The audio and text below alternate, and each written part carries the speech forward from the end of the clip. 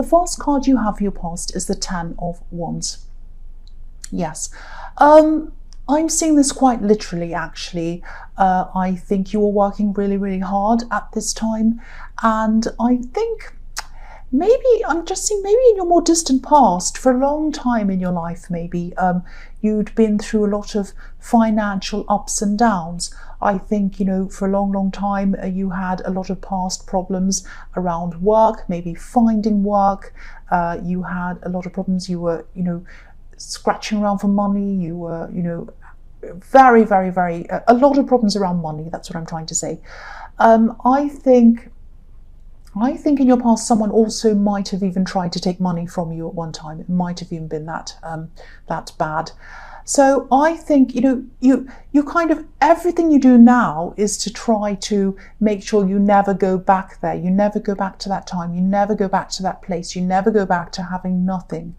So you have this determination inside you to never let yourself be in that position again. And that's fantastic. That's a really fantastic thing to do, of course, because, you know, your determination's really improved your life. I can see that. But I think at this time, you're just really, really exhausted. And it's not that you weren't enjoying your work. I think you do enjoy your work, but I think that there were just huge volumes of work and they were sitting all around you waiting for you to finish, and it was just exhausting, physically exhausting for you. I'm also seeing that there might have been some either, you know, demanding people around your work, maybe demanding bosses or demanding clients, or someone like that, different people who were demanding things of you. And that was obviously very stressful as well, on top of all of the work you had to do. You know, but you're very, very stable. You want stability. You're Taurus, you're stable, you're strong. And, you know, your position's a lot more stable than you realise. You know, you've learned so much from your past, if this is resonating with you, and you're not going back there. Don't be afraid of going back to your past, because you won't. I think that you absolutely will not ever go back there.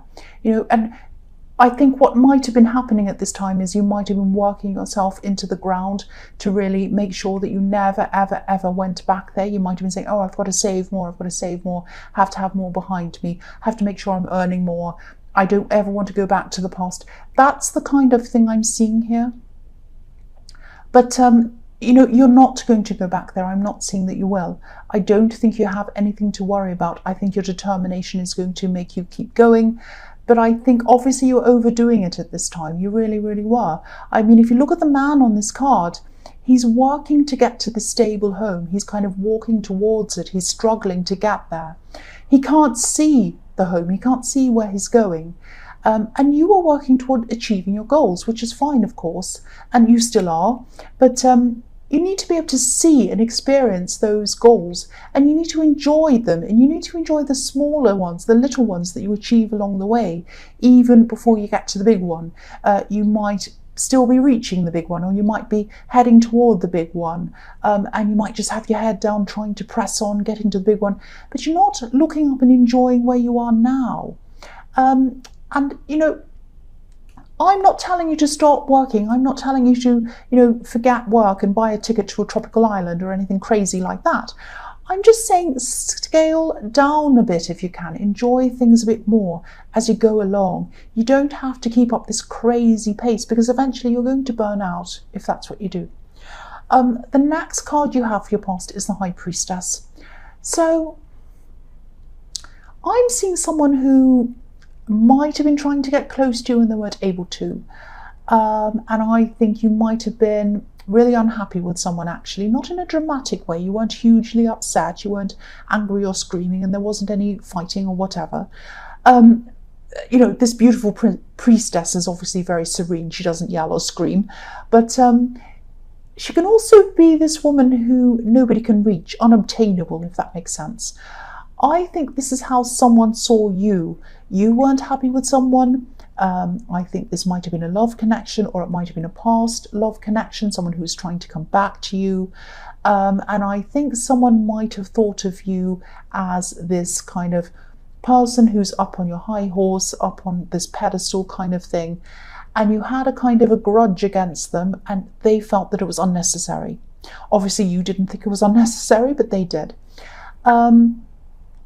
And I keep on getting this feeling of you thinking, oh, I'm not going back to my past. I'm not going back to my difficult past. I'm just not going back there. So maybe this person spoke or they acted in a way that you probably would have put up with once in your past, but you're not going to now. So I think in your past you put up with a lot of horrible people who treated you badly, and the new you who is not poor anymore and you're not being treated badly anymore is not going back there ever again.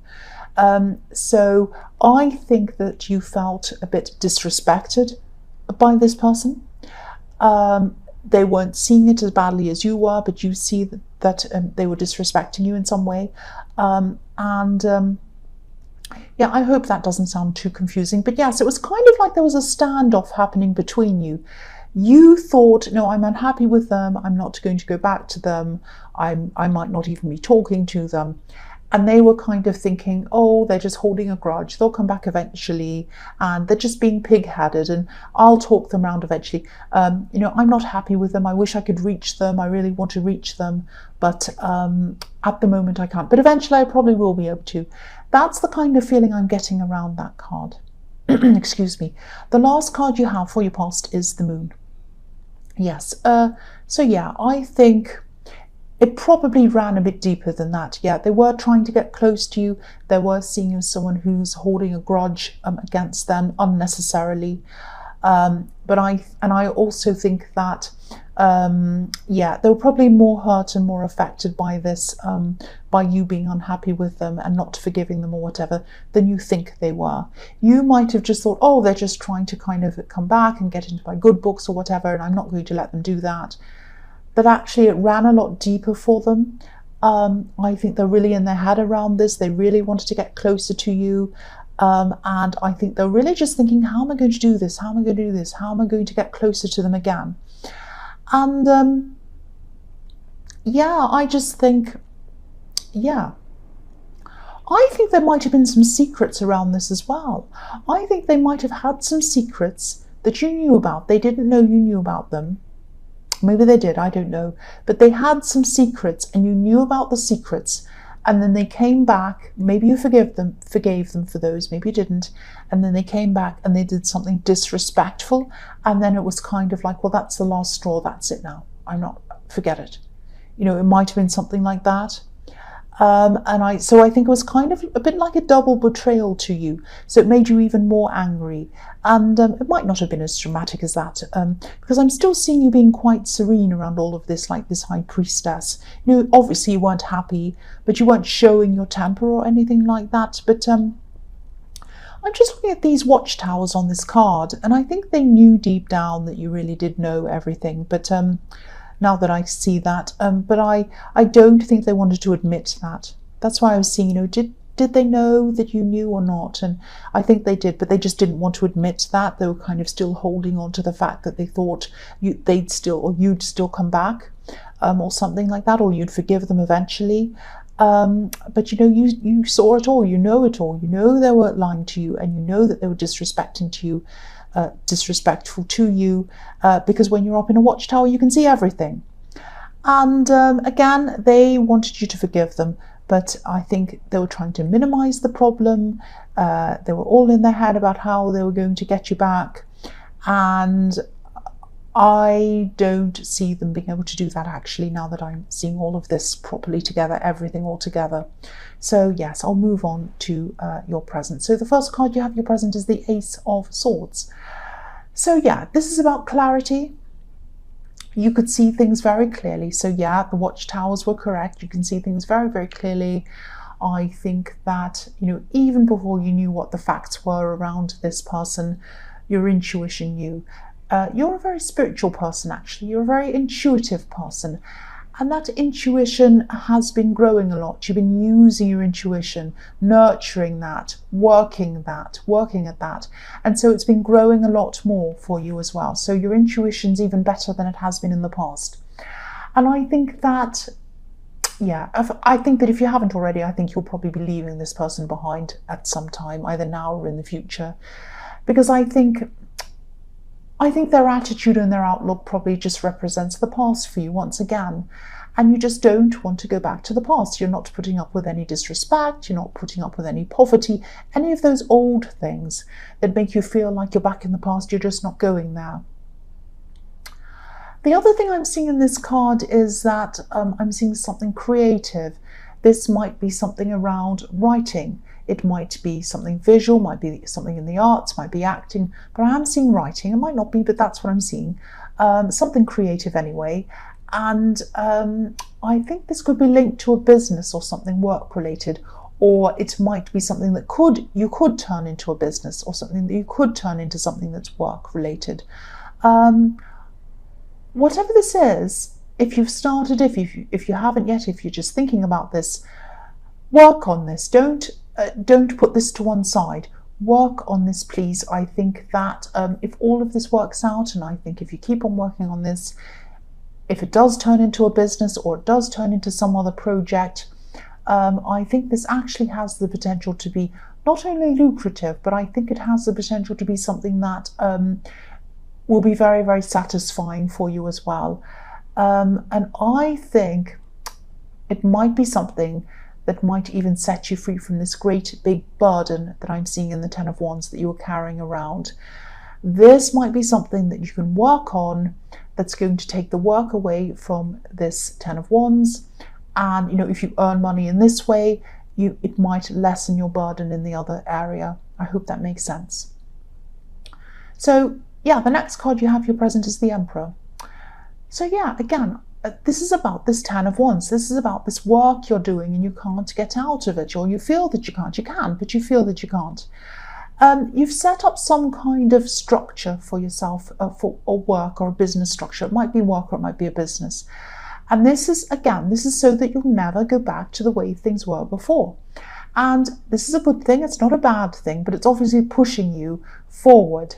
But I think, as I was seeing in the Ten of Wands once again, you might be sort of stuck in this structure. I'm trying to say stuck in this structure. So you might be kind of stuck in this.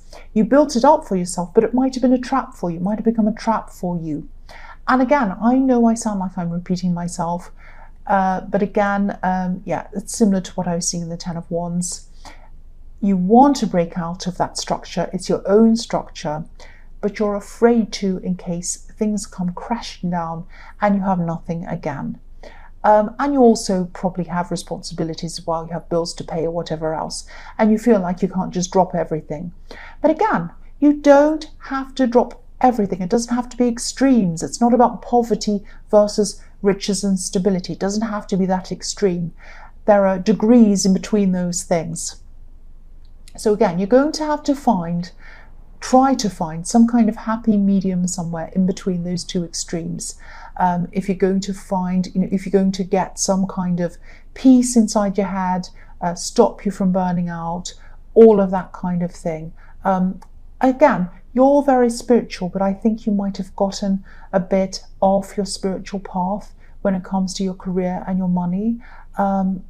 It's like you've kind of neglected that side. It was building up for you, it was going really well, and now you might have kind of let that drop a little bit. I'm not saying that to be a spiritual person you have to reject money. A lot of people feel that way. I don't agree with that at all. It's just about finding a balance, again, finding a happy medium between the two. I'm telling you to rest. I wish the Hermit or the Four of Swords were here, but they're not in the spread. But I'll tell you to rest anyway. You need to rest, or you need to kind of find something to get yourself, to ease yourself out of this, ease the burden that you're in. The last card you have for your present is the Ten of Cups. So, yeah, this might sound a bit cringy, but I'm going to say it anyway. I think this card might be telling you to be grateful for what you already have. Celebrate what you have. It's fine to strive for more, but not at the expense of your happiness. Look at how happy they are. So just, you don't need to keep striving and striving and striving. It's great that you're working hard. It's great that you're better off than you were, but you don't have to take it to an extreme. The other thing I'm seeing in this card is that, I think this person who wants you to forgive them really, really wants to believe that you will eventually do that. everything will be okay between you. Now, I know that you don't think that. This is how they're feeling. I think they might be telling themselves that once you've gotten over this little grudge or whatever you're holding against them, you're going to come back to them and everything's going to be fine. But, you know, if you look at this card, yeah, this is a positive card, obviously. I'll just lift it up so you can see. So, yeah, it's a positive card. And I know I get accused all the time of making positive cards into negative cards, and I don't mean to do that. This is what I'm seeing. This family is standing outside of this scene. They're looking into this scene. So it's like this person who wants you back, who wants you to forgive them. It's like they're looking into a shop window almost, and they're looking at something that they like, something they're fantasizing about, something they want to happen between you. But the reality is they can't just walk in and buy what they want in the shop. They're looking in and they can't get what they want. It's not going to happen for them. It's a fantasy for them. It's not going to happen. They can't demand your forgiveness. If you don't feel that you want to forgive them, you're not going to. It's just not going to happen. Now, again, I'm not saying that they're demanding anything from you, but if they want forgiveness, it has to come from you. And to be honest, again, I can't see that ever happening. I really can't. So the first card you have for your future is the Five of Swords. Yeah. I'm seeing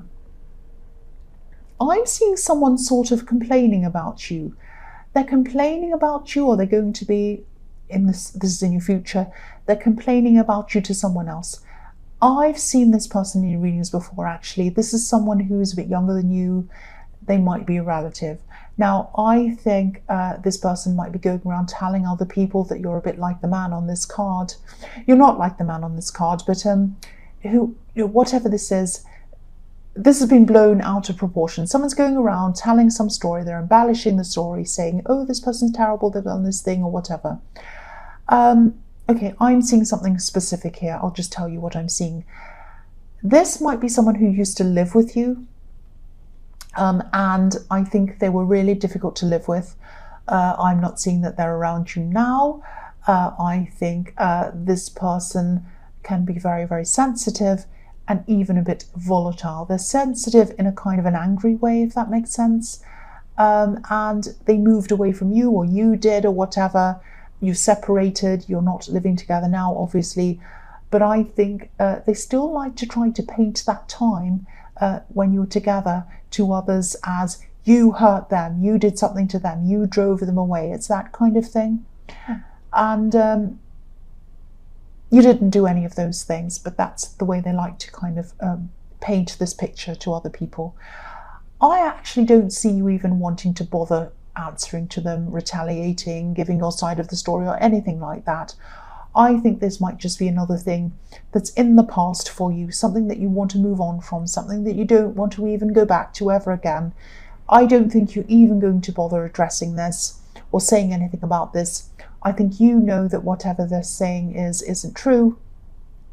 I don't think you really even care what other people think.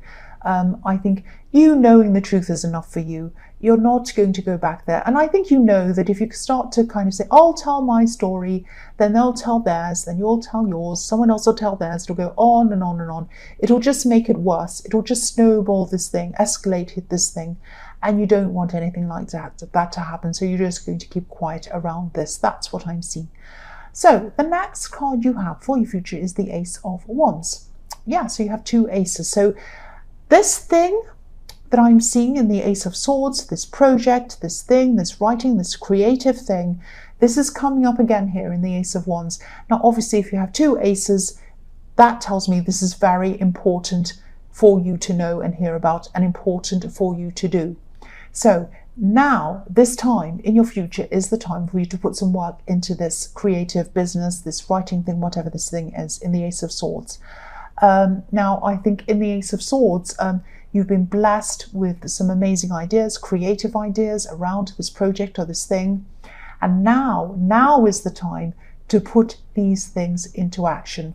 So I think at this time, you might be forced in a way to pare down your usual work so that you can do this thing. This is going to be a fantastically good thing for you to do on a lot of levels.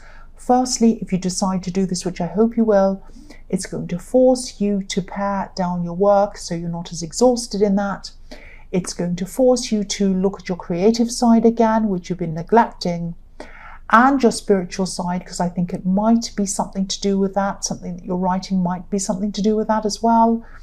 And it's going to be lucrative for you as well if you do this. So it's going to take some of the financial burden off you working so hard that you're so exhausted. So this is going to do a lot of fantastic things for you. So you have the Ace of Swords, you have the Ace of Wands. Do this, do this. Don't look back. Please start this. So the last card you have for your future is the Four of Pentacles. So yes. Don't let your regular job or your regular business stop you from moving forward with this thing. Do not do that. Don't put it to one side. Don't think, oh, but I'm so busy. I've got so much work to do. Excuse me, I can't stop that. You know, I can't stop what I'm doing. I can't do these other projects. I just don't have time for them. You do. You do. Make time, please. This man on this card, he's obviously hanging on to these coins. He's afraid that he's going to lose these coins if he moves into anything else. So easing up on your normal work isn't going to make you bankrupt. It's not going to make you broke or anything like that. As long as you plan things properly, take your time out to pursue this thing, take some time out from your work as well, just for the sake of it as well, because I know you need to do that. You don't want to burn out. So yeah, this is something you need to do. Take some time out to work on this new thing, and also take some time out to just take some time out. You're burnt out. You won't go back to your past, especially in work. You have enough money behind you. You've saved enough. That's what I'm seeing. You're also working enough. You're on a high enough income. I am seeing, if this is resonating with you, for you to be able to take this time out and start working on this thing. And in the beginning, you don't even have to take any time out at all. You can just do it in your spare time. Do it in the evening. Do an hour in the evening. But don't neglect this. Please start on this. That's what I'm seeing.